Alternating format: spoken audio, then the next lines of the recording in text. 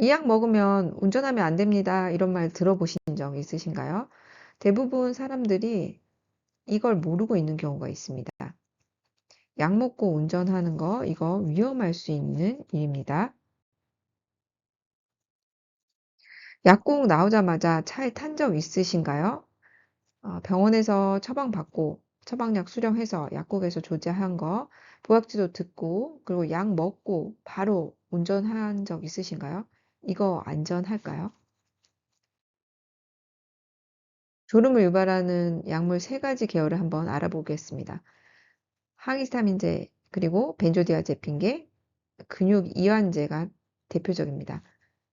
콧물약, 수면 유도제로 쓰는 이 항히스타민제는 클로로페니라민, 디펜히드라민이라는 이 성분의 1세대 항히스타민제가 특히 졸음을 많이 유발합니다. 벤조디아제핀은 알프라졸람, 졸피뎀 이런 약들로 정신과를 포함한 다양한 진료과에서 사용할 수 있는 약이 되겠습니다. 근육 이완제도 시클로벤자프린 그리고 일부 종합감기약에 들어있는 약들이 많이 있습니다. 모든 약이 졸린 것은 아닙니다. 중추신경계에 작용하는 이런 약들, 졸음을 유발하는 약들이 되겠습니다. 이런 약들은 한 가지 약 안에 복합제로 들어가 있는 경우도 있기 때문에 그 안에 어떤 성분이 졸음을 유발할 수 있는지 자세히 확인을 해봐야 됩니다. 전날 밤에 먹으면 괜찮을까요? 전날 밤에 먹었어도 다음날 낮에 위험할 수 있는데요. 밤 10시에 수면제 그리고 졸음 유발하는 약을 먹고 숙면을 취한 후에 다음날 아침에 일어나서 운전하셨나요? 하지만 약은 몸 안에 남아있는 시간이 있습니다. 약이 몸 안에서 반으로 줄어드는 시간을 우리가 반감기라고 하는데요. 모든 약은 반감기가 다릅니다. 이 약이 길면 다음 날에도 이 약의 영향을 받기 때문에 졸림을 유발할 수 있습니다. FDA에서는 수면제 그리고 수면을 유도하는 약, 졸음을 유발하는 약들을 먹고 난 다음 날에도 집중력의 저하의 위험이 있다고 말한 바 있습니다. 뇌에 안개가 낀 채로 운전하는 거랑 비슷한 거죠. 평소에는 빠르게 신호 전달하고 정상적으로 반응하고 집중력 유지가 되지만 이런 약의 위험에 있을 때는 늦게 신호가 전달되고 반응 속도가 저하되고 집중도 할 수가 없는 상태가 되는 겁니다. 졸음을 유발해서 3초 동안 전방 주시하지 않을 때는 차량이 83m 무인질주하는 효과랑 같습니다.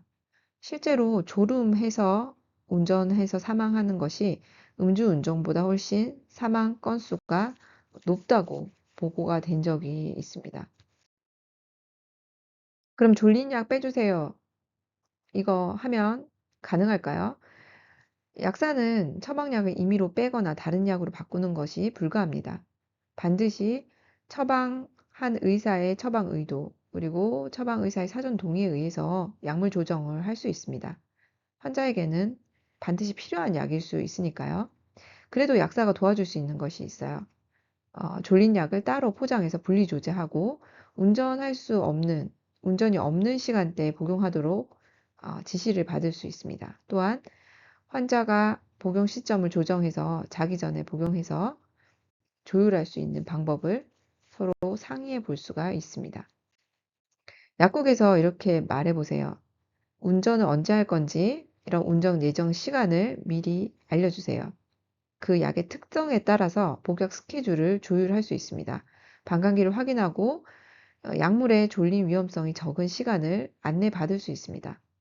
그리고 처음 복용할 때는 운전하지 않는 날에 먼저 확인해서 내 몸의 부작용을 확인해 보는 것이 좋습니다. 졸림의 부작용은 개인차가 상당히 심하니까 이 약이 정말 나에게 졸림을 유발하는지 확인해 보는 것이 좋겠습니다. 그리고 반드시 필요한 약일 수도 있기 때문에 임의로 약을 끊거나 중단하지 말고 반드시 상담해서 약을 조정해 볼 수 있도록 하는 것이 좋습니다. 이 두 분은 반드시 먼저 상담받는 것이 좋습니다. 고령자나 직업적인 운전자, 기계 조작자인데요. 고령자들은 약물이 늦게 대사돼서 약이 더 오랫동안 남아 있어 졸림을 유발하는 약제의 영향을 오래 받을 수 있습니다. 같은 약이라도 더 졸리고 더 어지러울 수 있습니다. 그리고 낙상으로 이어질 수 있습니다. 따라서 저용량으로 복용하고 이동 시에는 반드시 주의를 해야 하고요. 직업적으로 운전하시는 분들은 약물의 반응이 어떤지 스스로 잘 알고 약물 시간을 조정을 해봐야 됩니다. 직업적으로 연속해서 운전하게 되면 피로가 누적되기 때문에 훨씬 더 위험할 수가 있습니다. 반드시 이런 분들은 처방하기 전에 그리고 의사에게, 약사에게 이러한 직업을 알려주는 것이 좋겠습니다. 세 가지 기억해 보세요. 처음 이 약 복용하게 된다면 졸림의 위험증이 있기 때문에 운전이 없는 날 먼저 한번 먹어보고 내 반응을 확인해 보세요. 이러한 약들이 아무리 졸림 위험증이 있다고 하더라도 개인 차가 상당히 심합니다.